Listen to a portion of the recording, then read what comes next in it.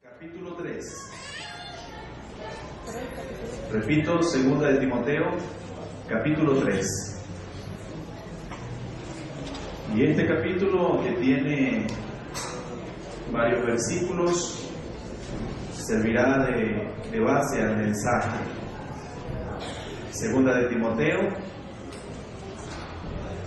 capítulo 3. Todos los versículos de este pasaje.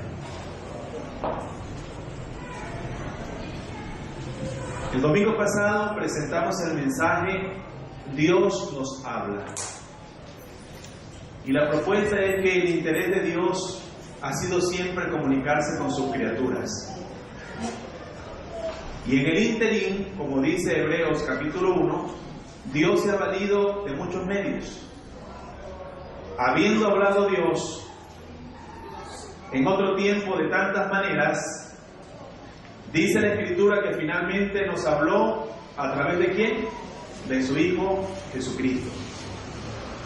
Es decir, que en ese acto y en ese proceso de Dios revelarse ha sido algo progresivo hasta llegar a una revelación climática. Y entiéndase por climática precisamente eso, el tope. Después de Cristo y la Biblia no busque más revelación porque no hay. Por lo menos en su sentido estricto. No hay cosas nuevas que Dios tenga que decir que no ha dicho y que necesitemos saber. Por eso me temo que cuando algunas personas dicen Dios me reveló, se refieren a algo diferente, a hablar realmente revelación como algo autoritativo de Dios. Porque la revelación es climática, repito, en la palabra encarnada que es Cristo y en la palabra escrita que es la Biblia. Y según el Salmo 19, que fue el sermón del domingo pasado, veíamos por lo menos 3 maneras que Dios utiliza para darse a conocer. Quienes estuvieron recordarán conmigo que Dios se nos revela por medio de ¿qué? De la creación. Y en la naturaleza vemos un mensaje de su gloria. Vimos también, según el Salmo 19, versos del 6 al 10, que Dios se nos revela por medio de su palabra. Dios revela el poder transformador. Por eso es que esa palabra convierte el alma, alumbra los ojos, alegra el corazón, hace sabio al sencillo, nos da una vida de rectitud y justicia. Solo la palabra de Dios puede convertir el alma. Y veíamos también el domingo pasado, según el Salmo 19, que Dios también se revela por medio de la conciencia humana. Cuando esa palabra toca el corazón y somos movidos a confesar y decir: los dichos de mi boca y la meditación de mi corazón sean gratos delante de ti, oh Jehová, Redentor mío, roca mía.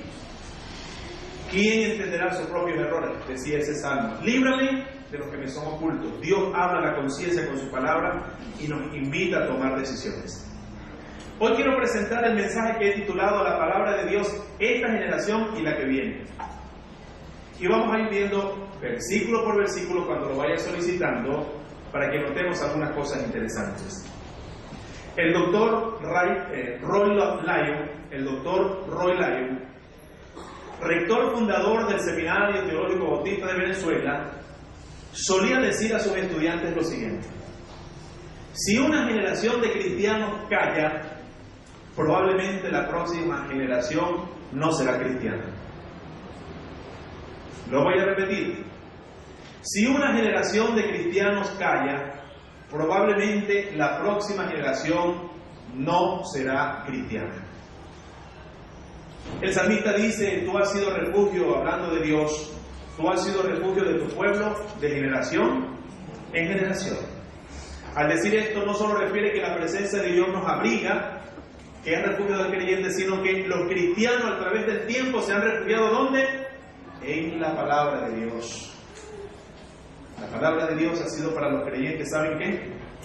Roca, fortaleza, escondedero, escudo. Gracias al Señor que nos dejó su palabra.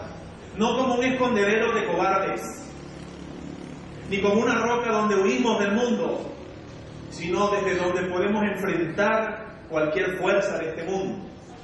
Desde la roca que es más alta que nosotros, la roca inconmovible de los tiempos, aquella roca que mientras todo lo demás se mueve, ella permanece para siempre. Dios encargó a Israel esto. Estas cosas que yo te mando hoy estarán en tu corazón y las enseñarás o las repetirás a tus hijos y a los hijos de tus hijos. ¿Qué quiere decir estas cosas? La palabra del Señor. Y en un caso más específico, según Deuteronomio 6, oye Israel, Jehová nuestro Dios, uno es. Amarás al Señor tu Dios de todo tu corazón, de toda tu alma y con todas tus fuerzas. Dios le encargó a Israel y le encargó a la iglesia también enseñar todas estas cosas de generación en generación. Entre una generación y otra, la enseñanza y la vivencia de la palabra de Dios es fundamental. Si queremos levantar una generación temerosa a Dios, eso no va a ser posible sin la enseñanza de la útil y poderosa palabra del Señor. La palabra de Dios permanece para siempre con su vigor y eficacia.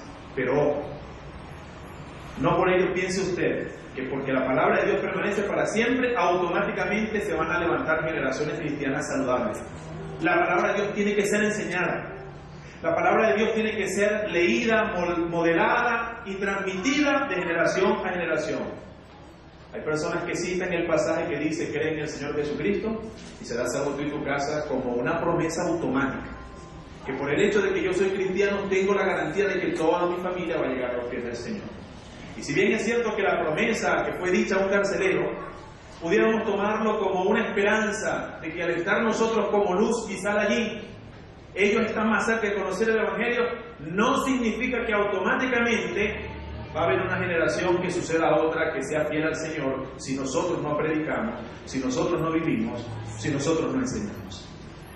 La historia en general, y escúchenme bien en esto, y bíblica en particular, muestra que no todas las generaciones fueron fieles a Dios y a su palabra. ¿Se acuerdan del ambiente en que vivió el profeta Samuel? Cuando Samuel era aún muy joven, dice la Escritura que en ese tiempo escaseaba la palabra de Dios. No era común oírla, escucharla y seguirla. Hoy, por ejemplo, en muchos lugares del mundo donde otrora, es decir, en otro tiempo, se estuvo arraigada la tradición judeo-cristiana, ya no quedan cristianos en esos sitios. Es más, lo que es la cuna del cristianismo, donde caminó nuestro Señor, donde ministraron los apóstoles, donde las iglesias florecieron, hoy quedan muy pocos o no quedan cristianos. Y son lugares hostiles al cristianismo. Y muchos de nuestros hermanos, por ser fieles a Jesucristo, y por mantenerse firmes en la palabra, han tenido que pagar con precio de sangre y martirio. Una zona en el mapa mundi que se ubica por los vértices o las medidas 10, 40, le pinta a usted una ventana donde a Cristo se le odia, donde los cristianos se persiguen y donde no queda casi ningún vestigio de cristianos. ¿Qué pasó en ese lugar? ¿Qué sucedió entre una generación y otra? Nosotros tenemos hoy no solo el deber de compartir la palabra de Dios, comenzando por los nuestros, compañeros de trabajo, amigos y la familia, sino el privilegio de todavía poder hacerlo en libertad. Todavía podemos nosotros salir con una Biblia y nadie nos persigue por eso. Tenemos el privilegio de que enfrente puedo irme a comer una comida rápida con un amigo y a los amigos que están allí compartirles si me permiten y no me persiguen por eso. En otros lugares no. Ahora mismo en otros lugares, o en horas diferentes, los hermanos tienen que reunirse escondidos. No pueden portar su Biblia. Las Biblias son confiscadas. Las Biblias son quemadas. Los cristianos son perseguidos y martirizados por ser fieles a Jesús y seguidores de la Biblia. Mientras tanto, pululan por doquier cualquier cantidad de ideas, en todos los formatos. Nuestros niños y adolescentes se ven expuestos a tantas enseñanzas, maneras de ver el mundo, propuestas de llevar la vida. Yo no sé si alguien pudiera ayudarme aquí destapando, porque algo le pasa a ese niño. Si alguien se pudiera detener y entre los adultos por acá, yo percibo los fuertes. ¿Ya se movieron hacia allá, por favor?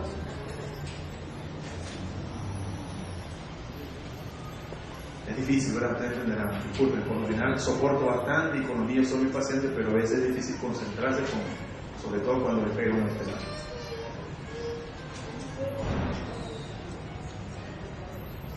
Mientras pululan todos los tipos de enseñanza, ¿qué estamos comunicando nosotros en la palabra de Dios?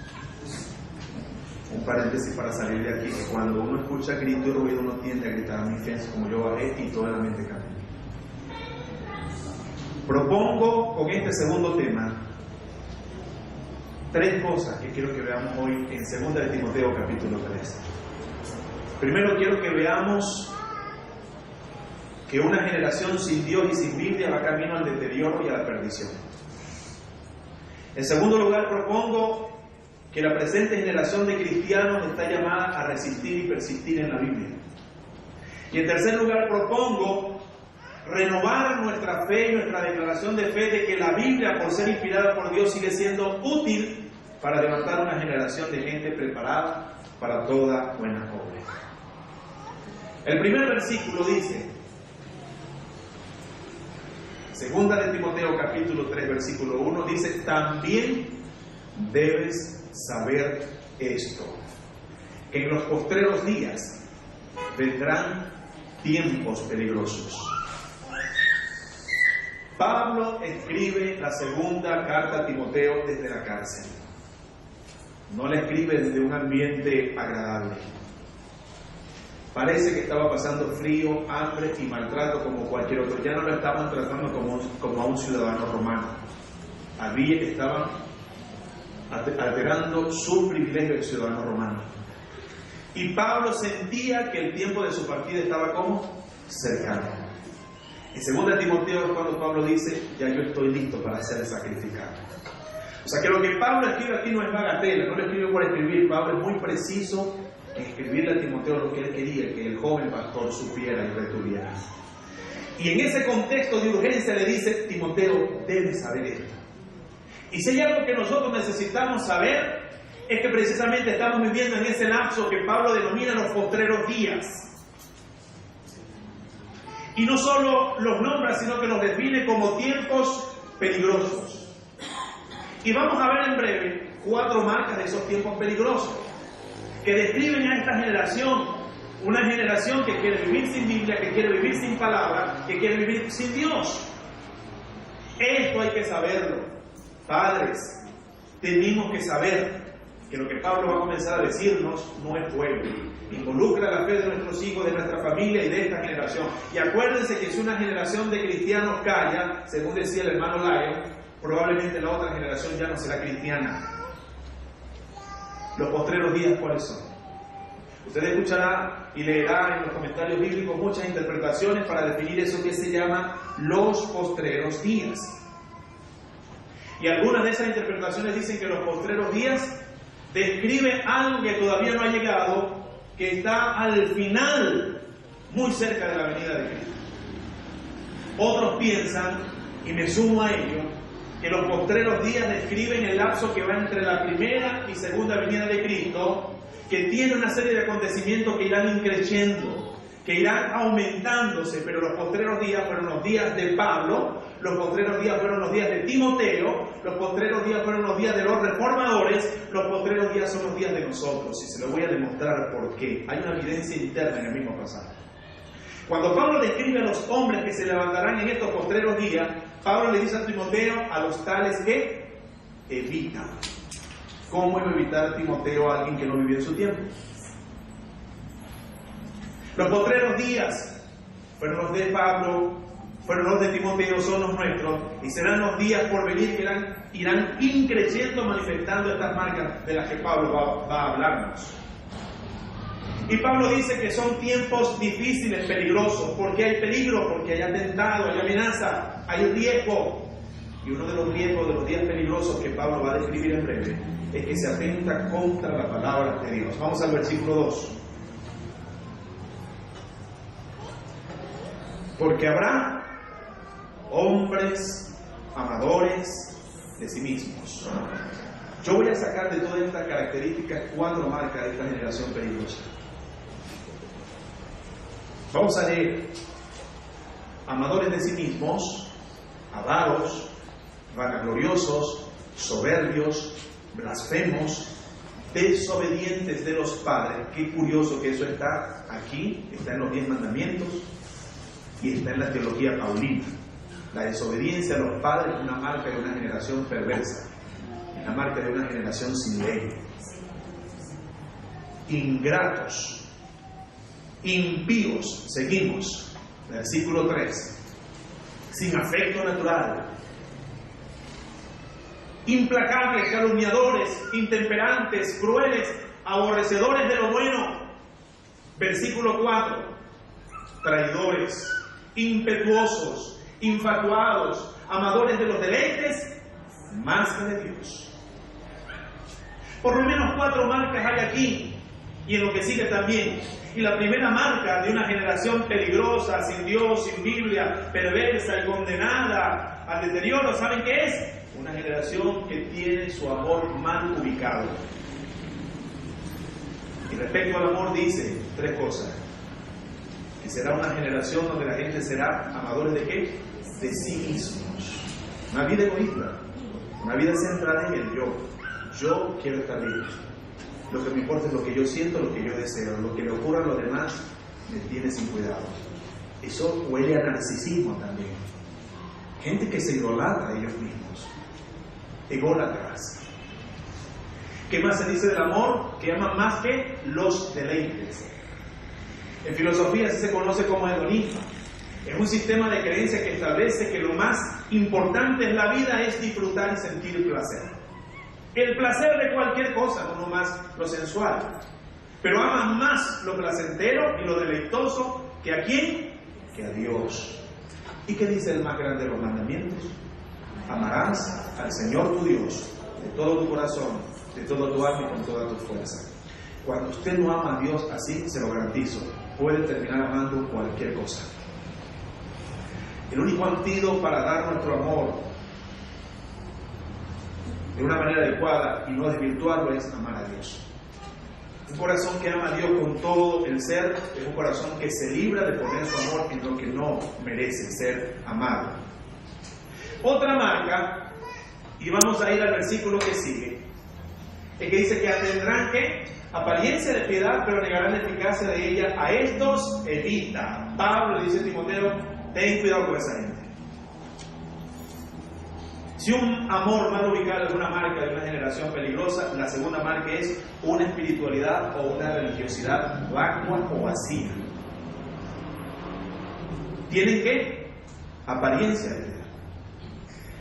Como el Señor acusó tantas veces, lobos vestidos de oveja. Algo que impresiona en este tiempo es el auge de lo religioso. Tantas espiritualidades. Una marca que llama la atención es que religiones prehispánicas que nosotros pensábamos que habían desaparecido están resurgiendo y con una fuerza impresionante. Sus seguidores, usted no tiene idea, en todo el continente y no solamente en el sur de América, como en el norte de América y en muchos otros lugares, religiones prehispánicas están resurgiendo con gran fuerza, con gran arraigo. Y con un arraigo impresionante porque estamos hablando de una generación tecnológica, científica y estudiada y siguen creyendo, están volviendo esas raíces. ¿Por qué? Porque la miseria espiritual sigue siendo grande. La necesidad de Dios sigue siendo grande. Y Satanás sabe cómo opera en medio de esas espiritualidades que en vez de llenar las necesidades, lo que hacen sencillamente es pervertir a la gente. Usted va a la librería y se va a sorprender de la cantidad de textos llamados de autoayuda con un matiz religioso. Y son muy espirituales. En la apariencia, la producción de material ahorita, yo sé, pero ¿qué tiene de malo? Tú eres la estrella del universo, tú tienes un gran, si tú buscas dentro de ti está la luz. Y prende esta cosita, y prende esta velita, y echa una aroma en el rinconcito, y te va a venir la prosperidad, y pon la plantita en la ventana. Y dice, pero eso es muy espiritual. ¿Qué es malo? Eso no le hace daño a nadie. Como he dicho, aunque usted toma una frase fuera de contexto y suena bonita, porque le llena a la gente supuestamente de algo positivo para seguir luchando, en el fondo, esa autoayuda quitó a Dios. Está diciendo, tú puedes hacerlo solo con pensar lo positivo, solo con declarar lo positivo, porque tú dentro mismo tienes todo lo que necesitas para una vida feliz, próspera y saludable, sin necesidad de Dios. Tú eres tu Dios. Decláralo nomás. Eso no tiene nada de cristiano. Eso no es nada bíblico. Y usted buscará en esa fuente y hay versículos bíblicos citados. Dice, pero si está en la Biblia, invitan a la gente a estar buena. meditación por acá, meditación por allá, repite no sé qué cosa, la oracióncita por aquí, la oracióncita por allá. Una generación muy espiritual, muy religiosa, muy piadosa, muy de las cosas espirituales. Pero ¿cuál es el problema con esa religiosidad y esa espiritualidad? Es que es ineficaz por la vida y porque no tiene el poder de transformar el alma, de cambiar el alma, de limpiar el corazón, de dar paz a la vida, de dar vida eterna y esperanza. Son espiritualidades para que la gente se siga sintiendo bien con ellos mismos, sigan teniendo prosperidad con ellos mismos, se sigan amando sus cuerpos, a ellos mismos y viviendo su propio deleite, pero Dios nada. Otro signo de una generación peligrosa, vamos al versículo 6. El versículo 6 dice: porque de estos son los que se meten en las casas y llevan cautivas a las mujercillas cargadas de pecado, arrastradas por diversas concupiscencias. Sigue describiendo a esos hombres malos. Por supuesto, no es cuestión de género, puede ser hombre y puede ser mujeres. Pero describe a unas personas que se meten en las casas con intenciones veladas. Y para meterse en la casa de otro con intenciones veladas y tomar provecho de meterse en esa casa hay que ser astuto. Y otra marca es el trato que tiene que ver con la moralidad, con la pureza, con la sexualidad. Mire, le voy a decir una cosa: tarde o temprano las herejías terminan acompañadas de inmoralidad. Tarde o temprano. Herejía, denle un tiempito nomás. Y eso va a ir aderezado. Es que la inmoralidad es el aderezo de la herejía. Y en este caso había personas que no solo estaban haciendo cosas afuera, sino que tenían una habilidad para meterse en las casas. Y aprovecharse, sobre todo las mujeres incautas, débiles, carentes, con carencias. Porque usted cree que algunos se dirigen a los niños que son más frágiles, o toman adolescentes que tienen una carencia, que tienen problemas, y ponen su mirada en los adolescentes, o van a una mujer herida, carente de algo, a un hombre confundido,